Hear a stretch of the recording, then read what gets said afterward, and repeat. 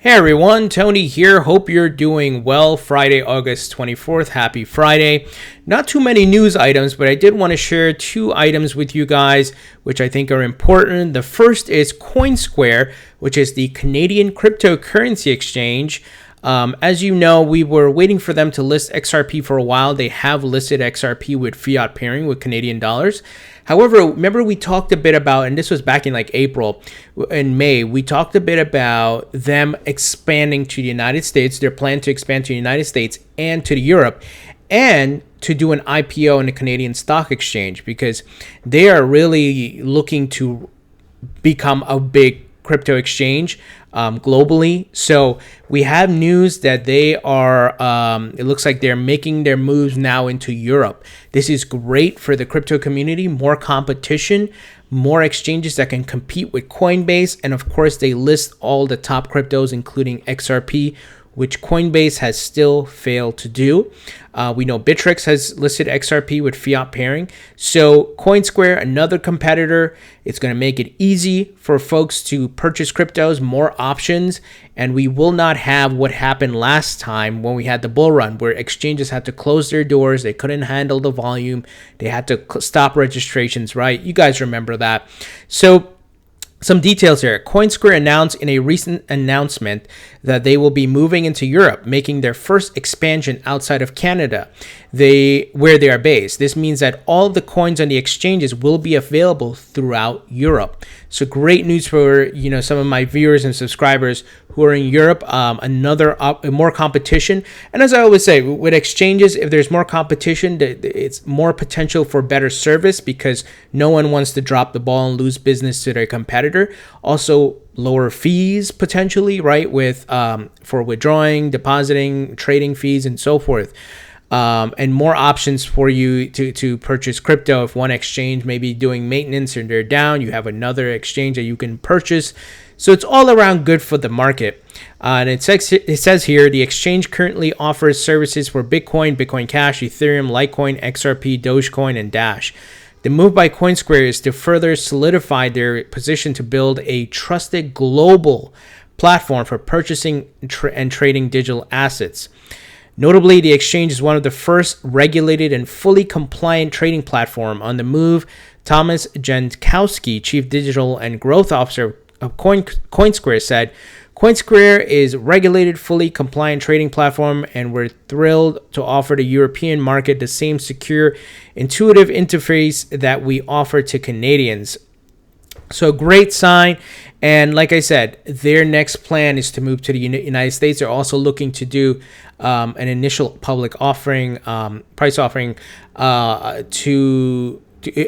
one of the Canadian Stock Exchange. So, we don't have actual dates for when those things are going to happen. But if you recall, we talked about this early in the year, that this was their plan. And I've seen some folks post on Reddit and so forth, photos of their ads. They are very aggressive with their marketing. So I think it's going to be one of those major crypto exchanges, especially if they are already in Canada. They go to Europe and then they come to the United States. They do initial public offering. They're going to be big. And I can't wait for them to come to the United States, because another exchange that will compete with Coinbase and will take market share away from them. And they won't be the ones, the crypto exchange mafia, so to speak, in the United States, and kind of do what they want. They will have to respond to the market and what their users and people who are using them want, what the market wants, right? So good sign, great news. Those of you who are in Canada, have you used Coinsquare? How's it going?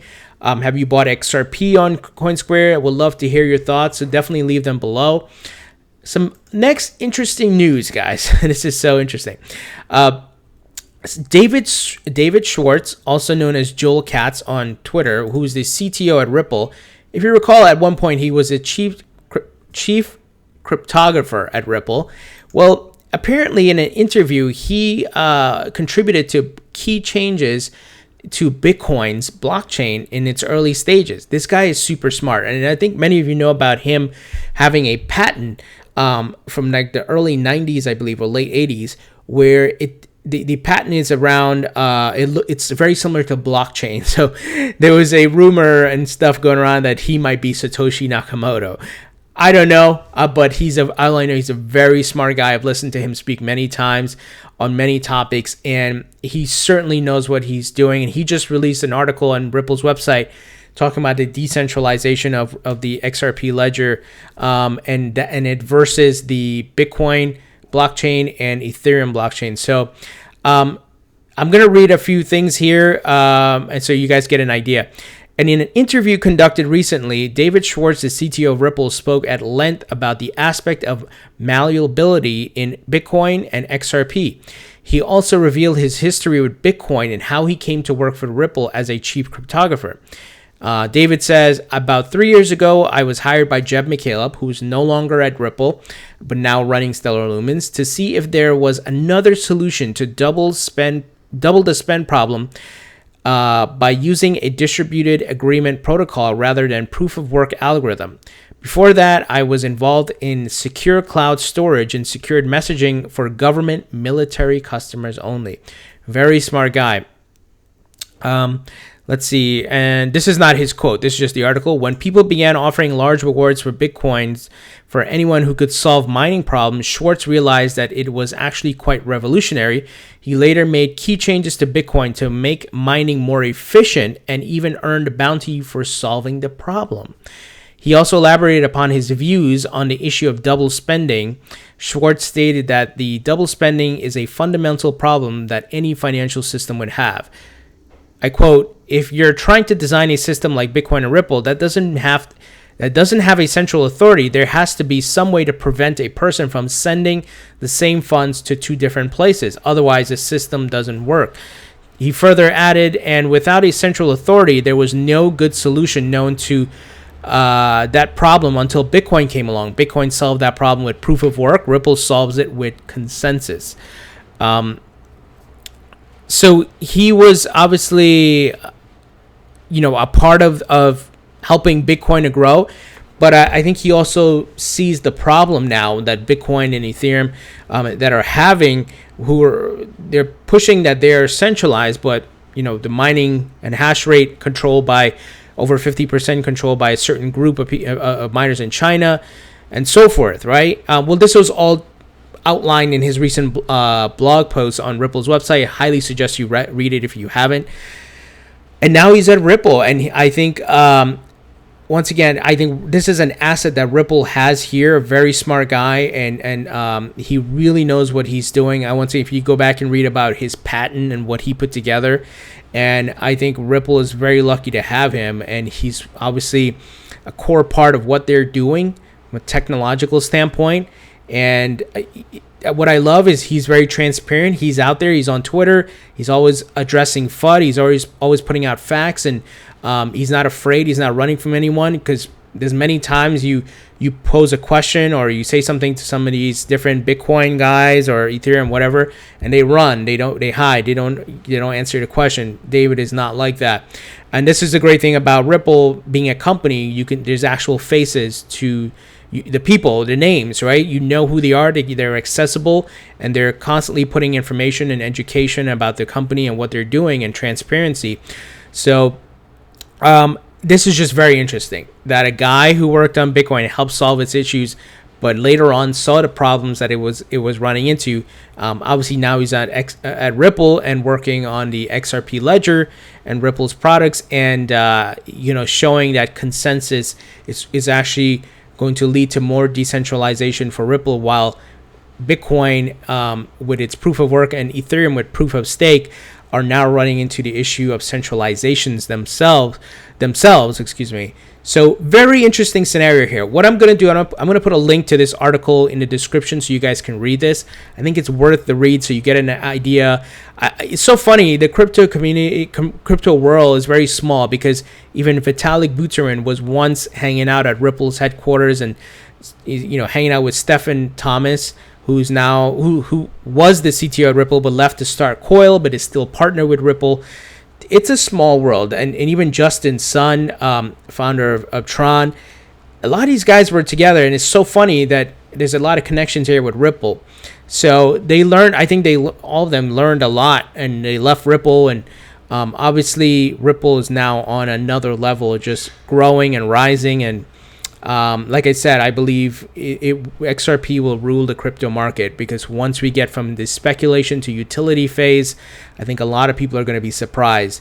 Now, that's not to say Bitcoin's going to die or Ethereum is going to die. They will still be around. But I'm talking about if any coin or whatever it is, if it doesn't meet a utility and this market matures and we start seeing different crypto securities and asset-based ICOs and all these things, the white papers are not going to cut it. the so-called thesis and ideas without a working product is not going to cut it. Wait till we get to the utility phase, and that's where you're going to see the real market, where it's matured. A lot of the FUD, a lot of the just the ideas are out of the market. If you don't have something, a real working product, you're not going to go anywhere. And obviously, Ripple is light years of every other crypto in this market, guys. I mean, and when I say Ripple, I'm obviously speaking to XRP, but the company plays a part in that, in marketing, in partnerships, and in driving utility. So hope you guys understand what I'm trying to say. Once again, I'm not against Bitcoin. I'm not against Ethereum. I hold both, but I am a realist. I'm looking at facts. I'm not just a crypto religious person, focus on one token. I hold a lot in my portfolio, so I look at things from not only a crypto perspective, from a business standpoint, from a real world utility and mainstream adoption, and which crypto as far as on the market is in line to be used by banks and big institutions, financial institutions. Please tell me, is it Bitcoin? Nope. They may invest in it and hold it, but which is actually going to have utility? It's XRP. This is clear as day. The facts are all out there. Don't get caught up in your emotions and feelings. We're looking at facts here. You should never invest with your emotions. You got to look at facts, look at data, do your research, right? We're not here to over speculate and go off of, oh my gosh, Bitcoin's the best. How can you say that? Satoshi Nakamoto, right? No. It needs to make sense, needs to be logical, reasonable, and it needs to be making progress. Or if it's just in one place, it's not moving to the Lightning Network. I hope Bitcoin gets to the Lightning Network eventually, but it's just the community is divided. And there's even talk now of Ethereum getting a fork. When are the forks going to stop? And these folks focus their efforts on actually taking the original core project and building on that and making it better instead of forking out of greed. So when is it going to stop? What are we going to get? Bitcoin copper, Bitcoin silver, what the hell is going to be next? Bitcoin quartz?